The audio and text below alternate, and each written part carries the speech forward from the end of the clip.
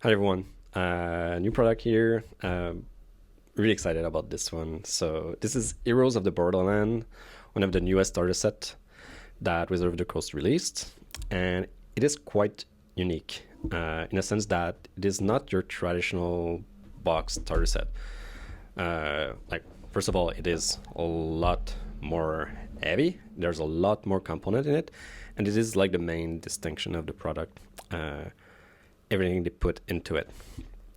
It is also more expensive. I remember, I think, buying Dragon of Ice Power Peak, and that one was maybe around $30. This one is between $60 and $70 here in Canada. But you get a lot more thing in the box, and I feel like the quality of what they give you is impeccable. But I wanted to go over the distinction because it's not necessarily I think, and it's just my personal opinion, but this is not a auto buy product. So if you like playing, I mean, if you like to play higher level adventure, like Star Set are never like a really good, case or purchase. But this one is a really good product to buy to for anybody who's like who never play a TTRPG, people who never play D&D. It's a great introductory product. This is what I want to say, because it remove a little bit of the setup complexity for people who never play. You can really just take the box and hand out the components to the people, and they can play it a little bit like a board game. And what I mean by that is you actually have things in your hand that help you remember what your character's abilities are, and it feels more tangible, and it feels that you cannot make mistake by forgetting to write something on your character sheet, because you have weapon and equipment cards, you have your spell cards, you have everything pre-written for you on your character boards, and we'll go into that first. So, okay, let's just dive in the box. So we have a README first that give you a quick overview of what you'll get in the box. Like I said, we have maps, we have character boards, we have monster cards, dice, all that good stuff. We have a play guide, and this is something I've said before, that I'm still really happy that Wizard put those in the box, because I feel they could be, cheap on this and just put a flimsy piece of paper, or maybe just add a QR code like this, and that redirect to D&D Beyond free rules. But they give the booklet, which I really like, because although I think it could be rare that somebody do not have any internet connection or signal to go online to play the game, it's cool that you can just stay in the moment around the table without looking at your phone. So the play guide is cool, and it's nothing extraordinary. Everything, if you ever play D&D, it's the same thing. They explain how the basic rule works. But love the art. Also, yeah, the art is so good. I know there's a lot of critique about the art in D&D not looking as metal or like scary, but I do appreciate the quality of the art and all the designer work on these.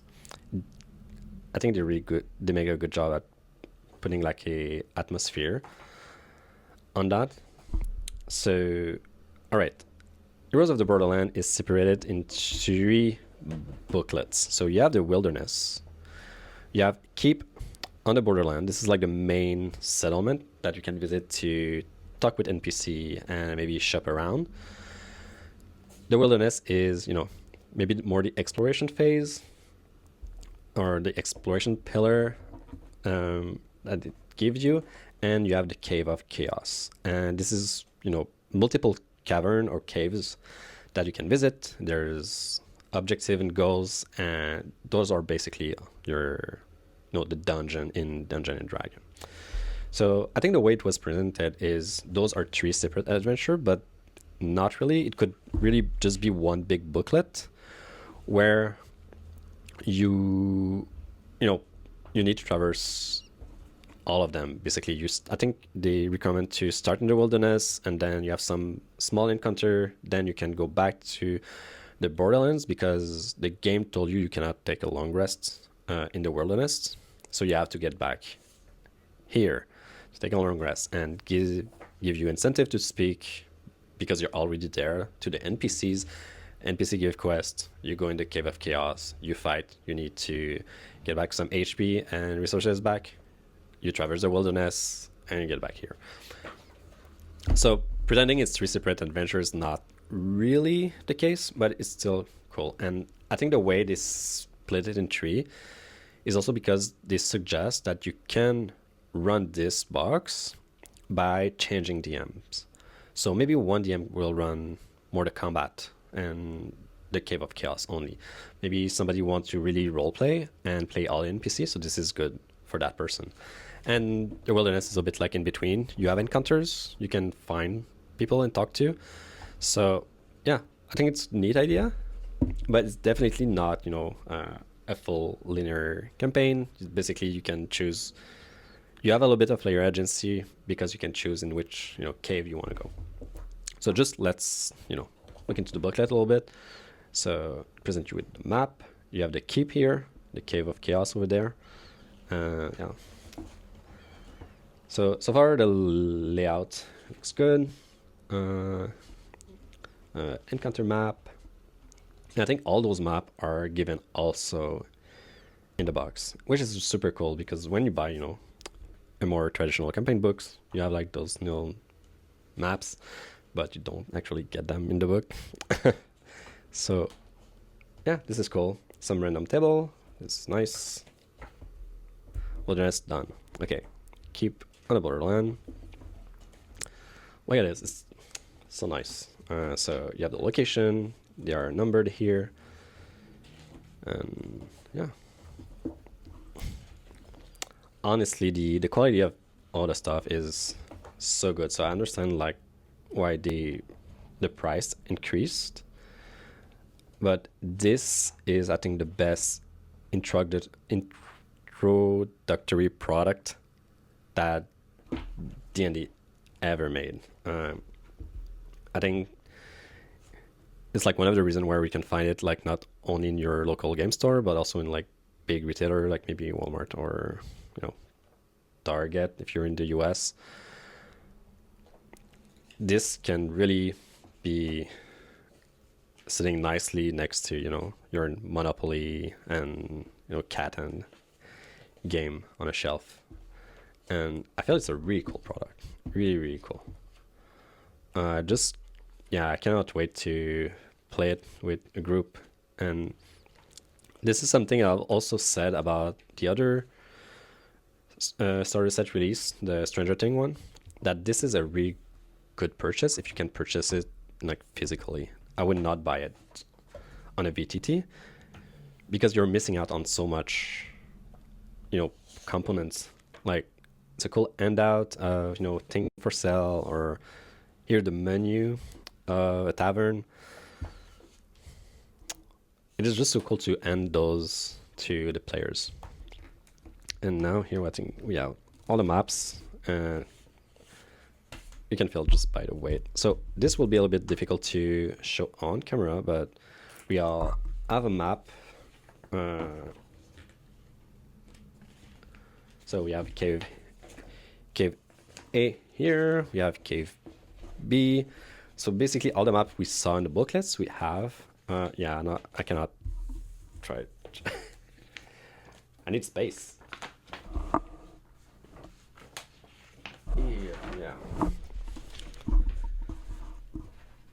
Yeah, the maps are huge, and I mean they fit the token nicely.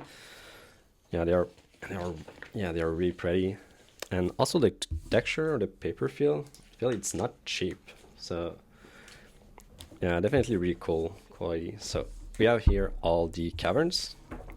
This one I'll try to. Okay, this one feels a bit smaller. Maybe I can show it like open. Oh yeah, okay. This is cool. They also give the map of the keep. And on the other side, we have the wilderness.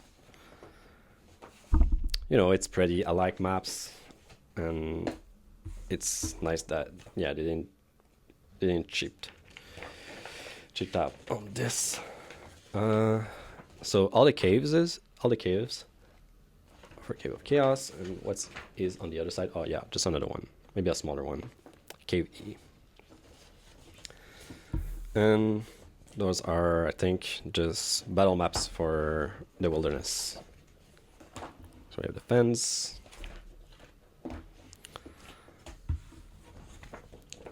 Here we have the trail.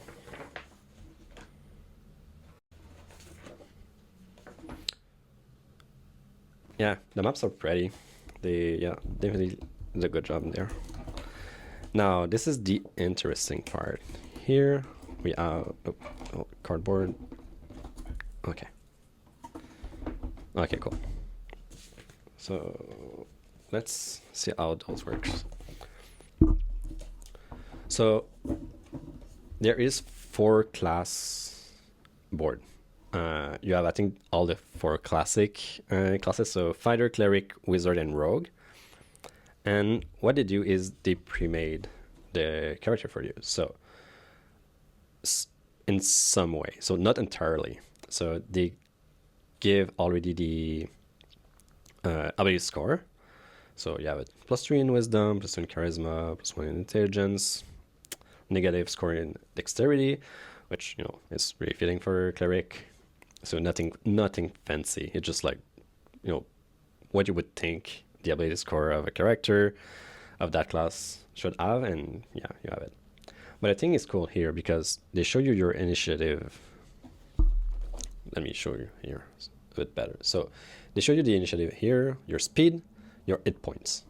Then you have a slot here to put your equipment, and they tell you your melee attack roll and your range attack roll. So you know what is the modifier to roll. So a lot of little like helping or helpers on that board. So you can play with this in front of you, and then your DM can just hand you out some equipment card where you can place into those slots and next to them here for the species and the background. So you have your armor card, it's 9, but if you put on armor, it will be greater. Then you have all your spell that you can stack. You have, your spell slots. So you have like 2 spell slots at level 1, and generic tips for playing a cleric, and short rest and long rest indication. Now after that, you can have a background card that will give you more ability and also species. So on the other side, you have level 2. So you now have more hit points and other ability here. Then what they did, which is kind of smart, is they give you another sheet or another board for level 3. More hit points, etc. You have more spell slots, but you have 2 choices. So here you can see you have maybe you cannot see, but now you have the life domain or the light domain cleric. So you can choose, and you have a choice basically for the subclass, which is kind of cool.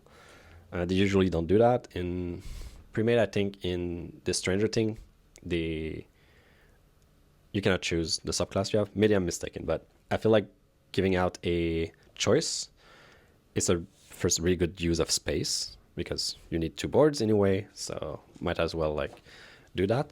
And it's just great because it gives like a choice to the player. So life or light domain for cleric. Fighter, we have a choice between champion and Eldritch Knight. Really cool. So that's cool. I would have thought they would go maybe Battlemaster, but yeah, Eldritch Knight's nice. So rogue, we have assassin and thief. Really classic. And a wizard. So what did it do? Level 3, we have the evoker, which is nice. Blasting stuff. And abjurer. Cool. Protection. So yeah, those are the 4 boards. And I like these. I like these a lot. I think it's a great idea. I think I saw somebody on Reddit or Pinterest who basically made those, but for the remaining classes, like Druid, Warlock, Paladin, and I would not be surprised if this product works well that they release another starter set with other board like these. I think like until level 3, it's fine. I would not want to play with board until like level 12. I think you would have like too much thing going on around the table, too much card and components. This is fine for an introduction, but after level 3, I think it's now time to promote the character sheet to give like a real, character sheet to your player. Now, okay. Yeah, so gold pieces, yeah, this feel really, board gamey. Although I think for this maybe it's unnecessary. Like it might be fun at first to end out like those gold token, but I think it's way easier to keep track of how many like the currency you have just by writing that. But it's still nice. It's like why not? Now this is a real thing. The monster token, and from what I think, there's like a lot of new art. It's not all coming from the Monster Manual 2025, although this one I think is from Fendelver maybe. Like this goblin, for instance, is brand new. Like all those goblins are new. I think this hobgoblin also. Same for the kobold, the cultist, bugbear. They also like added letters, so if you run multiple of them, you can know which one is which. But yeah, the tokens look really good. Like the ogre is fantastic. The zombie ogre also, I like that owlbear, which is like different than the other owlbear I've seen. But yeah, I feel some of the art, or most of the art, are unique. You have character based on the species that are available that you can do. I think you have like the gnomes, the dwarves, halfling or human, and yeah, other like treasure chests and other stuff. It's pretty cool.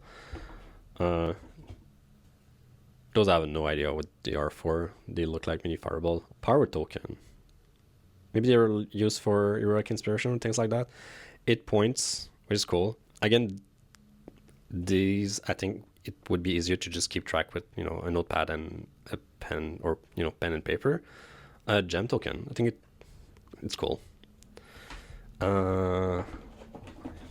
Okay, just a separator, and yeah, nice. So okay, they are red, but they are different red from what they gave into the Stranger Things box set. So I was complaining like, they always give red eyes, but at least those are a bit different. And okay, plastic bags. I think it's cool to maybe store all the tokens. It's actually a good idea. I didn't see a lot of, even board game don't do that. Isn't like sometime it's nice gesture, I guess.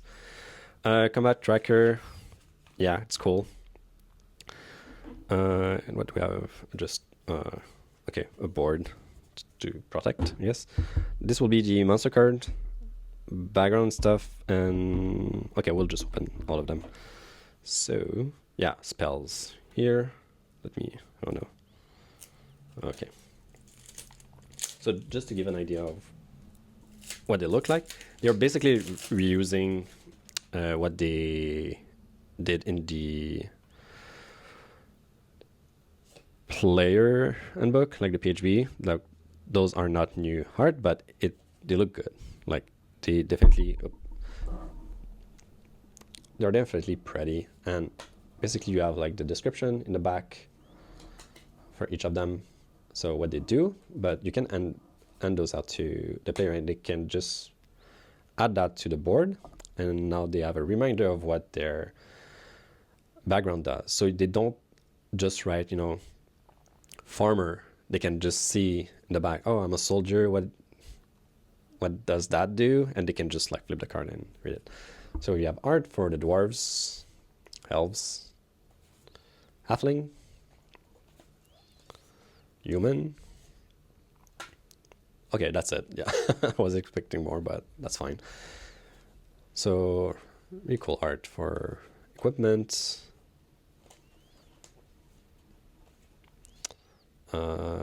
Cool potion of healing. Yeah, the art is good. And then, spell cards. Go over all of them kind of quick, but, a lot of them. So definitely, like, those component, I think, is what is the most useful in this product. So you have your board, and you don't have to really write anything. You can just use with your hand what you have available. And this is, I think, such a good idea for new players, because like a character sheet can be really intimidating, and when everything is like put already together for you, I think it's really smart.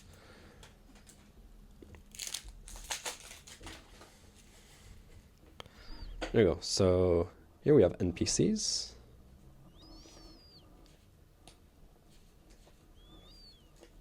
Okay. And okay, cool. Other gear stuff. So we have acids, ball bearings, Borderland tabard, cultist robe, a great sword, and crossbow, healer's kit, lantern.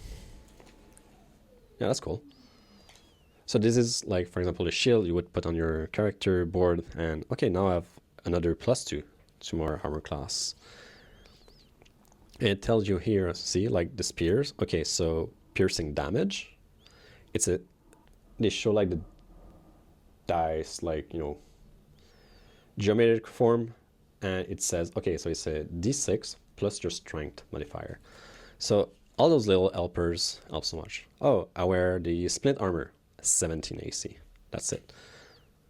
12 plus dex. And I think it's so smart for new players to have like those quick reminders, and a character can get real messy when you're starting out. So yeah. So I think here we have other form of helper cards. Let me find where I can open those. Okay, cool.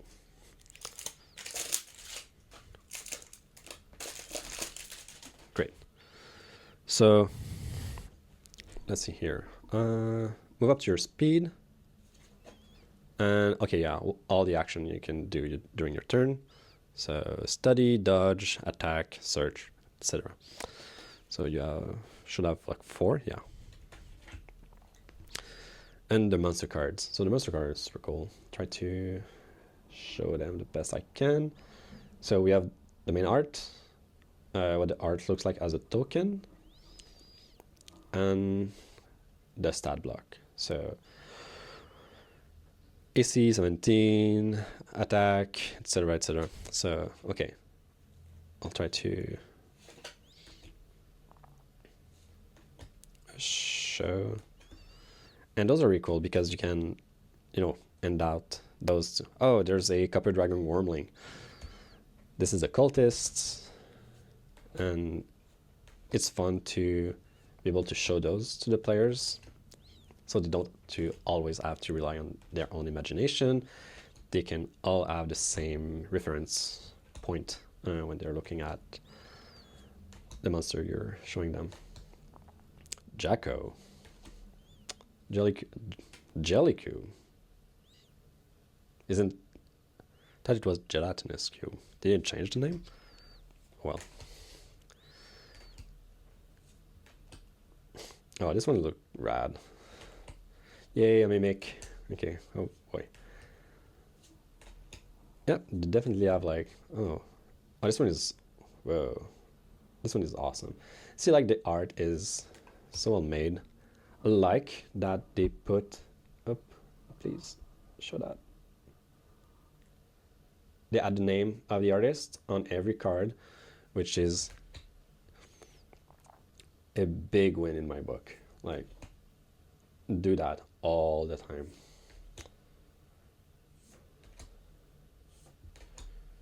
Yeah, I definitely seen this one before. I think it is in Fandelver. Sure. In the red brand, like hideout or something. I've seen that somewhere.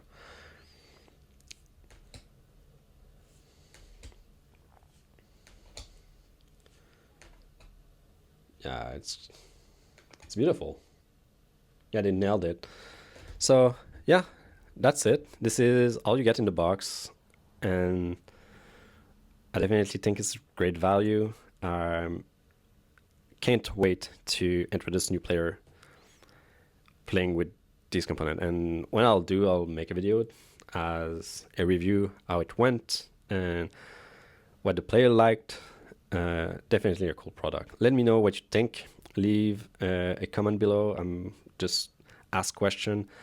I'm really excited to read what you think about it, and have a really, really good day. Bye bye.